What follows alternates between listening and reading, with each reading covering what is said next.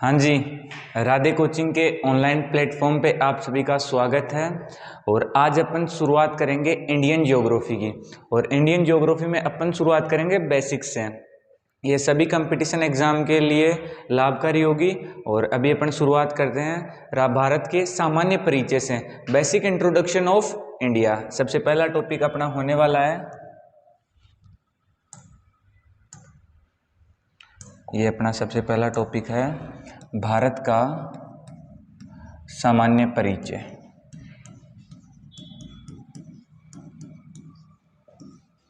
इसमें क्या देखेंगे अपन, तो इसमें सबसे पहले अपन देखते हैं भाई भारत की स्थिति क्या है। ये अपनी अर्थ हो गई। इस अर्थ पे अपन देखते हैं भाई, सबसे पहले तो इसे डिवाइड करते हैं विषुवत रेखा। ये कौन सी रेखा हो गई? 0 डिग्री विषुवत रेखा।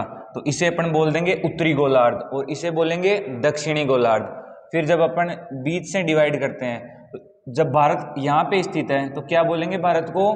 भाई उत्तरी और पूर्वी। तो भारत कौन से गोलार्ध में स्थित है? तो भारत स्थित है उत्तर पूर्वी गोलार्ध में। अच्छा, जब ये आ जाता है तो फिर भारत कौन से महाद्वीप में स्थित है? तो भारत है एशिया महाद्वीप में स्थित है। लेकिन एशिया महाद्वीप के कौन से भाग में? दक्षिणी भाग में। तो भारत दक्षिण एशिया में स्थित है। कहाँ पे स्थित है? दक्षिण एशिया में स्थित है। अच्छा, भारत का आकार देखते हैं। तो जैसे ये भारत हो गया अपना, तो भारत का आकार अगर अपन देखते हैं तो कैसा है भारत का आकार? चतुष्कोणीय है। तो भारत का आकार कैसा हो गया? चतुष्कोणीय। ये लो, भारत का आकार चतुष्कोणीय है। अच्छा, उस 3 चीजें देख ली अपन ने भाई। सबसे पहले उत्तरी पूर्वी गोलार्ध में स्थित है, फिर दक्षिण एशिया में, और फिर चतुष्कोणीय। उसके बाद में अपन देखते हैं भाई भारत का क्षेत्रफल है, वो क्षेत्रफल कितना है? तो भारत का क्षेत्रफल कितना है? 32,87,263 वर्ग किलोमीटर। कितना है? 32,87,263 वर्ग किलोमीटर। अच्छा, इस क्षेत्रफल की दृष्टि से भारत का संपूर्ण विश्व में कौन सा स्थान है? तो वो है भाई 7वां स्थान। कौन सा स्थान है? 7वां स्थान है। वो 7 देश कौन से हैं? तो अपन उनको क्रम से देखते हैं। सबसे पहले आ जाता है रूस। उसके बाद में 2 नंबर पे कनाडा। उसके बाद में 3 नंबर यूएसए। 4 नंबर चीन। अच्छा, कुछ एक बुक में क्या है कि चीन और इस यूएसए को लेकर क्या वो चलता रहता है, मतलब कुछ एक बुक में 3 नंबर पे यूएसए है, उसके बाद में ये चीन है। लेकिन एनसीईआरटी की बुक्स में इसे क्या चीन दिया हुआ है, यूएसए का ज्यादा माना गया। तो अपने एनसीईआरटी को लेकर चलते हैं। अच्छा, फिर 5 नंबर, तो 5 नंबर आ गया ब्राजील। दक्षिण एशिया में, उसमें दक्षिण अमेरिका में स्थित है ब्राजील। उसके बाद 6 नंबर ऑस्ट्रेलिया, और 7 नंबर पे अपना भारत है ही। ये हो गया भारत। अच्छा, ये 7 देश हो गए। क्षेत्रफल अपन ने देख लिया, भारत 7वां देश है क्षेत्रफल की दृष्टि से। तो ये विश्व के कुल कितने क्षेत्रफल में स्थित है भारत? तो ये विश्व के 2.4% भाग कहाँ पे है? भारत में है। विश्व के कुल क्षेत्रफल का 2.4% क्षेत्र में कौन स्थित है? भारत स्थित है। याद रखना भैया, 2.4%। अच्छा, अब अपन जनसंख्या देखते हैं। तो जनसंख्या अपन देखते हैं 2011 की जनगणना के अनुसार कितनी है? 121.02 करोड़। कितनी है? 121.02 करोड़। न्यू डेटा में 2021 वाले में ऑफिशियल नहीं है अभी, लेकिन उसमें 141 करोड़ के समथिंग है। और उसके साथ भारत विश्व में सबसे ज्यादा जनसंख्या वाला देश है। लेकिन अपने को 2011 की जनगणना के अनुसार देखना है। इसके आधार पर भारत दूसरा देश है जनसंख्या के आधार पर। पहला कौन है? तो पहला है भाई चीन है। अच्छा, ये देख लिया अपन। उसके बाद में अपन देखते हैं भाई विश्व की कुल कितनी प्रतिशत जनसंख्या भारत में निवास करती है? तो विश्व की कुल 17.5% जनसंख्या कहाँ निवास करती है? भारत में निवास करती है। उसके बाद में अपन देखते हैं भाई, ये अपना हो गया भारत हो गया।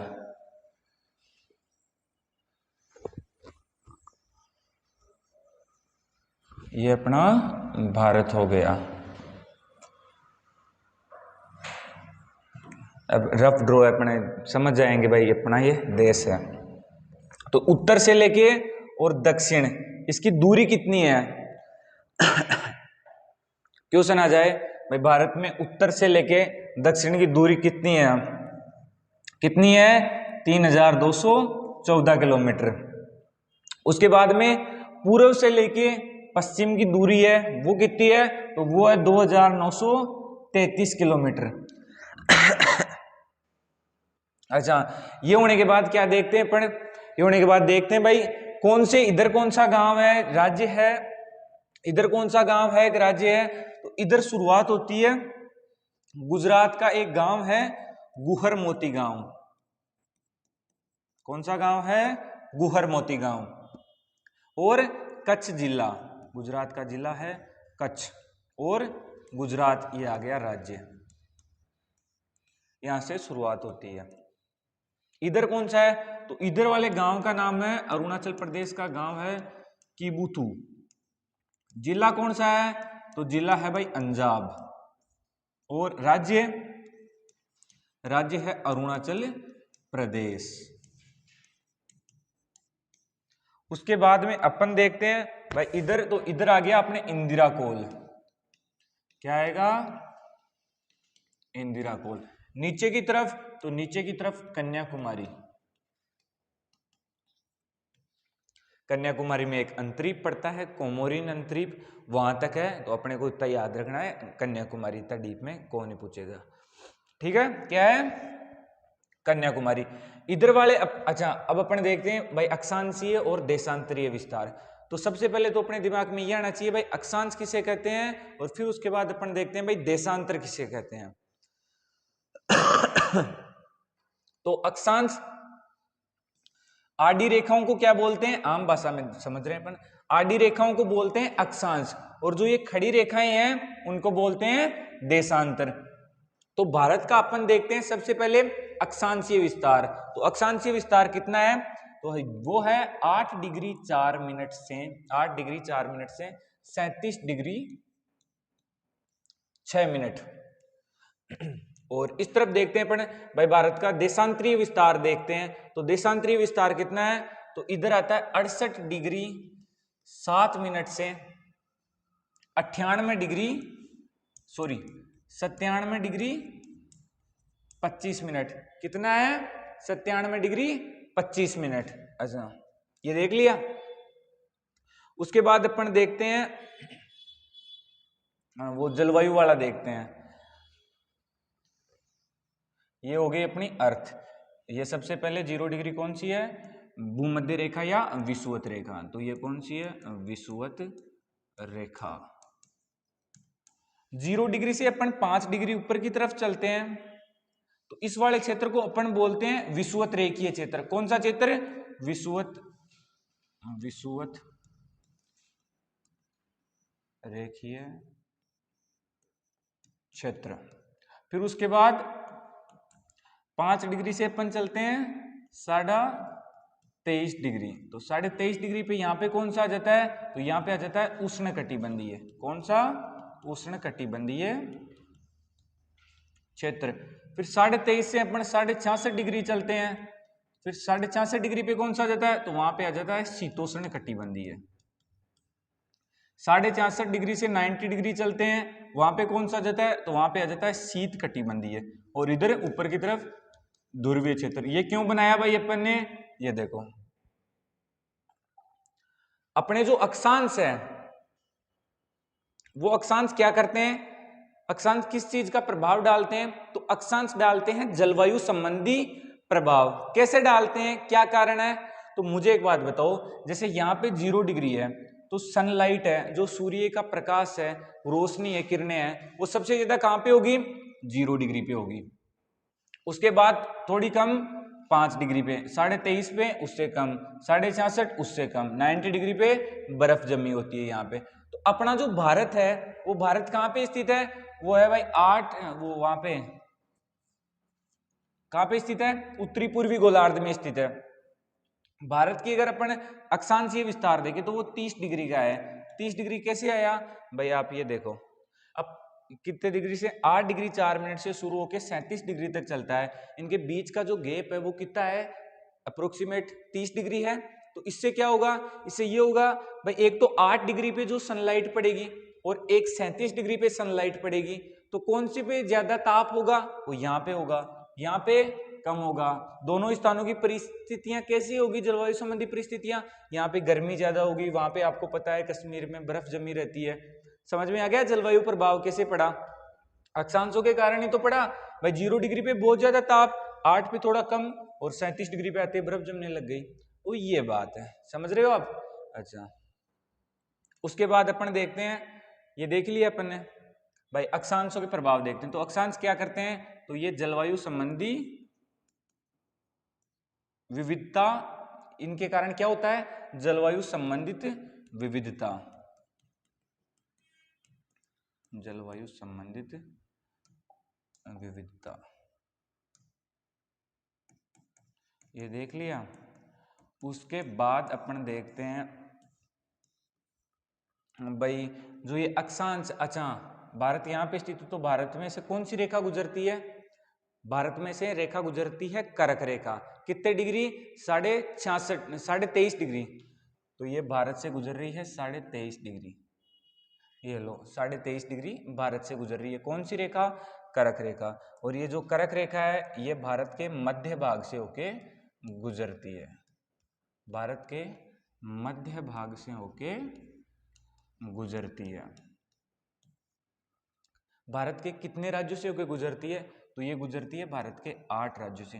कर्क रेखा की भारत में कुल लंबाई कितनी है, तो वो लंबाई है 2678 किलोमीटर। कितनी है, क्वेश्चन आ जाए भाई कर्क रेखा की लंबाई कितनी है भारत में, तो 2678 किलोमीटर। वो 8 राज्य कौन कौन से हैं, ऐसा कोई नहीं पूछता है, लेकिन क्वेश्चन आ जाए भाई, जैसे कर्क रेखा भारत के किन राज्यों से होकर गुजरती है, ऑप्शन में हो तो ऑप्शन में अपने को पता होना चाहिए वो 8 राज्य कौन कौन से हैं। इधर से देखते हैं, सबसे पहले गुजरात आ गया, उसके बाद राजस्थान आ गया, उसके बाद एमपी, उसके बाद छत्तीसगढ़, उसके बाद झारखंड, उसके बाद पश्चिम बंगाल। कितने हो गए, 6 हो गए, और 2 हो गए नॉर्थ ईस्ट वाले। कौन कौन से, एक तो हो गया त्रिपुरा और एक हो गया मिजोरम। कितने हो गए, 8 राज्य, ये पता होने चाहिए अपने को। फिर उसके बाद में क्या देखते हैं भाई, जो ये कर्क रेखा है इसके समीप कौन सा देश है, सबसे निकटतम देश कौन सा है, तो सॉरी शहर कौन सा है कर्क रेखा के समीप, तो वो कौन सा है, त्रिपुरा राज्य का उदयपुर शहर। उदयपुर अपने राजस्थान में भी है लेकिन वो नहीं है, त्रिपुरा का उदयपुर शहर कर्क रेखा के सबसे समीप है। क्वेश्चन आ जाए भाई, कर्क रेखा के समीप कौन सा शहर स्थित है, तो कौन सा है, उदयपुर है वो। अपन देखते हैं भाई अक्षांशों के विस्तार, अक्षांशों के प्रभाव देखिए अपन ने क्या देखे भाई, ये जलवायु संबंधी विविधता पैदा करते हैं। उसके बाद में अपन देखते हैं भाई अक्षांश है, उन अक्षांशों से क्या होता है, तो ये अपना जो भारत है उसका जो दक्षिणी भाग है, इधर देखना आप, भारत का जो ये दक्षिणी भाग है ये वाला, ये कौन से क्षेत्र में स्थित है, तो ये उष्णकटिबंधीय क्षेत्र में स्थित है। लेकिन भारत का जो उत्तरी भाग है वो कहां पे स्थित है, तो वो है भारत के शीतोष्ण कटिबंधीय क्षेत्र में स्थित है। पता चल रहा है, दोनों की परिस्थितियां अलग अलग है।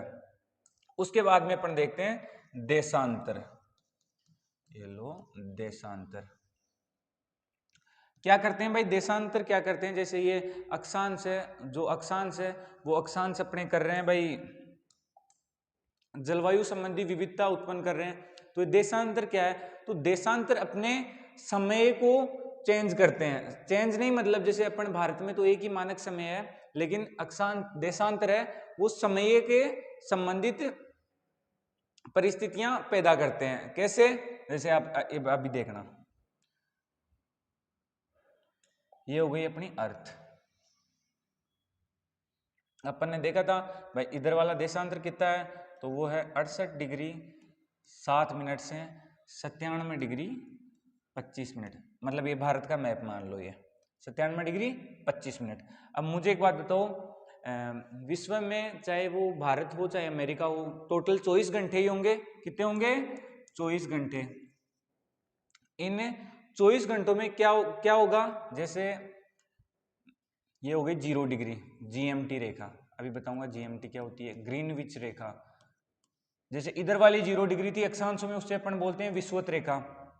इधर वाली 0 डिग्री को बोलते हैं GMT, ग्रीनविच रेखा। ग्रीनविच इंग्लैंड का एक शहर है, उसके नाम पर दिया गया था ग्रीनविच नाम। तो ये कौन सी रेखा हो गई, ग्रीनविच रेखा 0 डिग्री। समय का निर्धारण इसी रेखा से होता है।